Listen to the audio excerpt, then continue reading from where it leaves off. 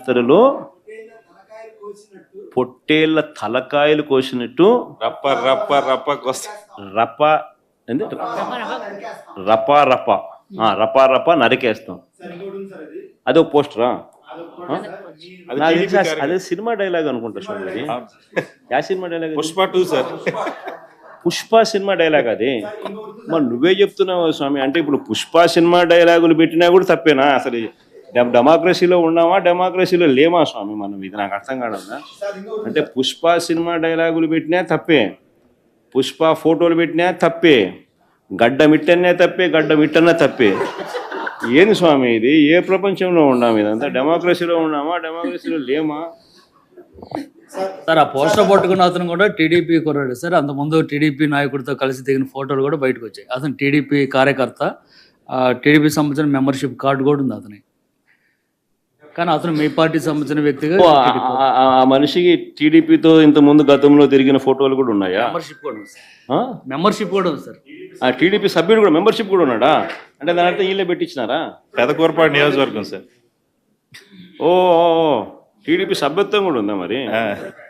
మనది బాగా చూడండి అబ్బా. అయితే సభ్యత్వం కూడా ఉందంట. మళ్ళీ ఏదైతేనేం లే పాపం లే పాపం. మనం అయినా కానీ ఏదో మారినాడు అనుకుందాంలే, సంతోషపడదాం. సార్ ఇందాక మీరు ఒక జీవో ఎక్స్ప్లెయిన్ చేశారు. టీడీపీ సింపథైజర్ కూడా చంద్రబాబు నాయుడు మీద కోపంతో మారినాడు అని చెప్పి సంతోషపడదాం. మారి టీడీపీని రపా కోసేస్తానని కూడా అంటున్నాడని కూడా సంతోషపడదాం. నిజంగానే బాధ ఉంటుందేమో కదా వాళ్ళకు కూడా. అన్ని పథకాలు ఎగరగొడతా ఉన్నాడు, అన్ని అబద్ధాలు అయిపోయినాయి, ఫీజు రీయింబర్స్మెంట్ లేవు, ఆరోగ్యశ్రీ లేదు,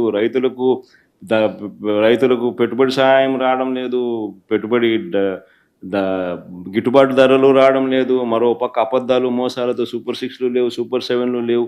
మరి ఆయన బతుకులు చిన్నాభిన్నం అయిపోయిన పరిస్థితుల్లో ఆయనలో మార్పు వచ్చిందేమో. వచ్చి ఆయన కూడా టీడీపీ యాక్టివ్ మెంబర్ అయినా కూడా వైసీపీలోకి తాను చేరి టీడీపీ వాళ్ళ ఫోటోను, టీడీపీ వాళ్ళ మీద ఆయన ఆక్రోశం చూపిస్తూ ఏమన్నాడు? ఏ జాతరలో? గంగమ్మ జాతరలో పొట్టేళ్ళు తలలు నరికినట్టు రపా అని నరుకుతానని చెప్పి ఆయన అంటానంటే దాని అర్థమైంది. మరి చంద్రబాబు నాయుడు అనే వ్యక్తి ఇంత మోసం చేస్తూ ఉన్నాడు కాబట్టి ప్రజలు అంత కోపాన్ని చూపిస్తూ ఉన్నారు. అందులో వాళ్ళ కార్యకర్తనే వాళ్ళ నుంచి మారి వైసీపీలోకి వైసీపీ కార్యక్రమంలో పాలు పంచుకొని మన అభిమానస్తుడై నెక్స్ట్ టీడీపీ ప్రభుత్వంలో టీడీపీ వాళ్ళను రపా ఏం జాతరలోది? గంగమ్మ జాతరలో ఏం పొట్టేలు తల నరికినట్ట రపా నరుకుతాను. మంచిది కదా సార్. ఇప్పుడు ఒక నిమిషం సార్, ఇక్కడ ఇద్దరు చనిపోయారు. ఇద్దరు చనిపోయినా కూడా తన పర్యటన కొనసాగిస్తూనే ఉన్నాడు. విషయం ఏంటంటే ఇందులోని మనందరం కూడా ఆలోచించాల్సింది ఏంటంటే, సంవత్సరం క్రితం బెట్టింగ్ ద్వారా డబ్బులు కోల్పోయి ఆత్మహత్య చేసుకున్న, ఇక్కడ మీరు అర్థం చేసుకోవాలి, సంవత్సరం క్రితం జూన్ 4th అతను ఆ బెట్టింగ్ లో పోయి జూన్ 9వ తారీఖున ఎప్పుడో చనిపోయిన వ్యక్తి, 2024లో చనిపోయిన వ్యక్తికి సంవత్సరం తర్వాత పరామర్శ చేయటానికి ర్యాలీగా వెళ్తా ఉంటే మధ్యలో దారిలో 2 ప్రాణాలు పోతే ఆ 2 ప్రాణాల గురించి ఆలోచన చేయకుండా సంవత్సరం ముందు పోయిన ప్రాణం గురించి ఒక విగ్రహం కట్టించి ఆ విగ్రహానికి దండేయడానికి వెళ్ళాడంటే ఒక్కసారి ఆలోచించండి అతని తాలూకా నైజం ఎలాంటిదో. ఇదే సేమ్ పందాలో వాళ్ళ బాబాయ్ హత్య గురించి ఒకసారి మనం ఆలోచన చేసుకుంటే, గొడ్డలి వేటు గురించి ఒక్కసారి మనం ఆలోచన చేసుకుంటే పరిస్థితి ఏంటన్నది ఆలోచించవచ్చు. కోడికత్తి డ్రామా, ఆ దళిత బిడ్డ ఈ రోజుకి కూడా ఆ స్త్రీని ఇప్పటికీ కూడా ఇబ్బందులు పడుతూనే ఉన్నాడు. గులకరాయి డ్రామా అంటే ఏదో రకంగా అంటే సీఎం కుర్చీలో కూర్చోవాలనే ధ్యాస తప్పించి మానవత్వం లేకుండా చేసే పరిస్థితి ఈ రోజు మనందరికీ కూడా కనిపించే పరిస్థితి వస్తుంది. నేనేమంటానంటే అప్పటికీ కూడా ఇంకా సమర్థించుకోవడం ఎంత దారుణంగా సమర్థించుకుంటున్నాడంటే, వాళ్ళ నాయకులందరూ బయటకు వచ్చి ఇదేదో మార్ఫింగ్ చేశారు, ఇలా చేశారు, అలా చేశారని క్లియర్గా వీడియోలో కనిపిస్తుంది. సింగయ్య అనే దళితుడు ఆ కారు కింద పడి నలగడం క్లియర్గా కనిపిస్తూ ఉంది. ఇటువంటి పరిస్థితుల్లో కూడా కనీసం ఆపకుండా వెళ్ళిపోయే పరిస్థితి కనిపించింది. అంటే చాలా మంది జగన్మోహన్ రెడ్డి గురించి అతను మాట్లాడితే బయటకు వచ్చి విలువలు, నీతి, నిజాయితీ, జాలి, దయ ఇలాంటి పదాలు కొన్ని జగన్మోహన్ రెడ్డి నోట్లోంచి రాకూడదండి.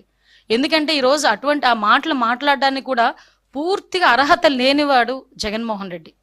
అటువంటి వ్యక్తి ఈరోజు పైగా దాన్ని సమర్థించుకోవడం ఏంటి? నిజంగా యాక్సిడెంటల్ పడ్డాడు అనుకుంటే వెంటనే బయటికి తీసి ఒక హాస్పిటల్కి పంపించుంటే ఒక నిండు ప్రాణం బతికేది. ఈరోజు ఆ కుటుంబానికి సింగాయిని తీసుకొచ్చి ఇవ్వలేడు కదా. ఆయనైతే చక్కగా ప్రయాణం అంతా చేసుకుని ఆ విగ్రహం ఆవిష్కరణ చేసుకుని మళ్ళీ ఇంటికి వచ్చి హ్యాపీగా కూర్చున్నాడు. 2 ప్రాణాలు పోయినాయి. ఆ 2 ప్రాణాలను తీసుకొచ్చి ఇచ్చేవాడు కాదు కదా. అంటే బయటకు వచ్చి ఒక అతను అంటాడు, ఎవడో మా కార్యకర్తే కదా చచ్చిపోయాడు. అరే మీ కార్యకర్త చచ్చిపోయిన మనిషి, అక్కడ మనిషి చనిపోయాడన్న సంగతి మీకు ఎందుకు గుర్తు రావట్లేదు?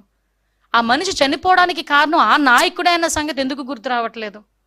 మళ్ళా పైగా దాన్ని సమర్థించుకునే పరిస్థితి మనం అందరం కూడా చూస్తూ ఉంటే సమాజంలోని హింసను ప్రేరేపించే పరిస్థితి. ఎంత దారుణంగా హింసను ప్రేరేపిస్తున్నాడండి. అంటే ఒక నేరస్తు చాలా సందర్భాల్లో గౌరవ చంద్రబాబు నాయుడు గారు ఒక మాట అంటారు, సీఎం గారు ఒక మాట అంటారు, రాజకీయ ముసుగులో ఉన్న ఒక నేరస్తుడు. ఎస్, ఆ పదానికి ప్రాపర్ యాప్ట్ ఎవరంటే జగన్మోహన్ రెడ్డి.